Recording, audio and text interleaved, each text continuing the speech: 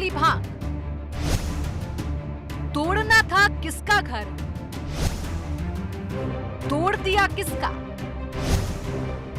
LDA की नीयत खराब है। ब्रेक के बाद आपका स्वागत है। तो चर्चा इसी बात को लेकर हो रही है कि जिसका घर तोड़ने के लिए गए थे वो घर तो नहीं तोड़ा आपने, लेकिन जिसका घर नहीं टूटना था वो तोड़ दिया। आखिर ये कैसे संभव हुआ? जो तमाम प्रक्रियाएं हैं जिनका जिक्र हम लगातार इस चर्चा में कर रहे हैं, वो कितनी फॉलो हुई, इसी बातों पर हम चर्चा कर रहे हैं। राहुल जी, आपके पास में आऊंगी। मैं फिर यही आपसे पूछूंगी, आप दोनों पक्षों को सुन रहे हैं।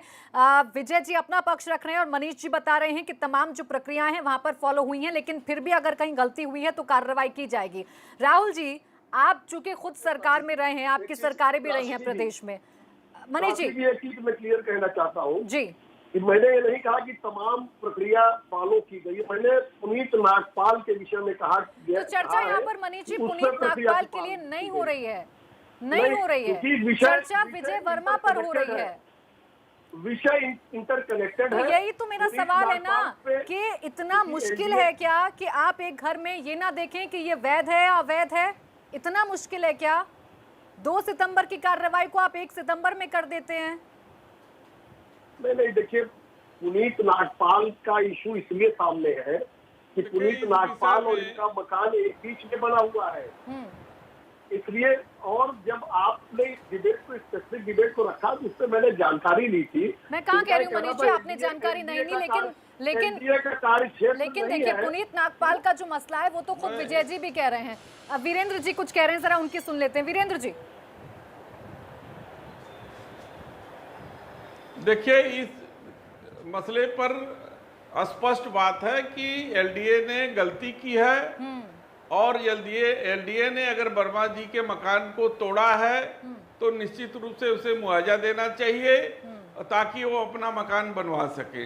दूसरी बात मैं कहना चाहता हूं कि विकास प्राधिकरण का प्रोसीजर इस तरीके का है कि वो एक बोर्ड ले जा करके कहीं जो है कि शहर के बहुत सुदूर 30 किलोमीटर दूर गाड़ देता है और बिना किसी प्रोसीजर के, बिना किसी इस बात की परवाह किए कि जो उसके अधीन रहने वाले गांव के लोग हैं वो अपनी जमीन के बारे में क्या जानते हैं, उसको किसी को ग्रीन बेल्ट घोषित कर देते हैं। मेरे पास वक्त खत्म हो रहा है। राहुल जी, छोटा सा रिएक्शन आप दे दीजिए क्योंकि आप खुद सरकार में रहे हैं। यही जल्दबाजी जड़ है, क्यों है अधिकारियों पर? यही जड़ है। मैं यही कहना चाहूंगा सबसे पहले कि सबसे बड़ा क्वेश्चन, जिसका सूची में नाम नहीं है उसका मकान क्यों ध्वस्त किया गया।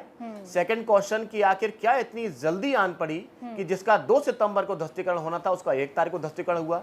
अब विषय ये है कि जिसका मकान ध्वस्त किया गया उसको अपना पक्ष रखने का भी मौका नहीं मिला।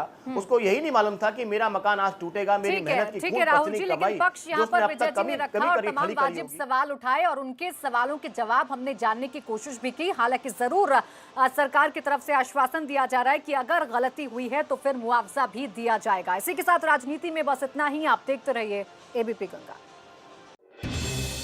एलडीए के कुएं में किसने खोली भांग, तोड़ना था किसका घर, तोड़ दिया किसका। एलडीए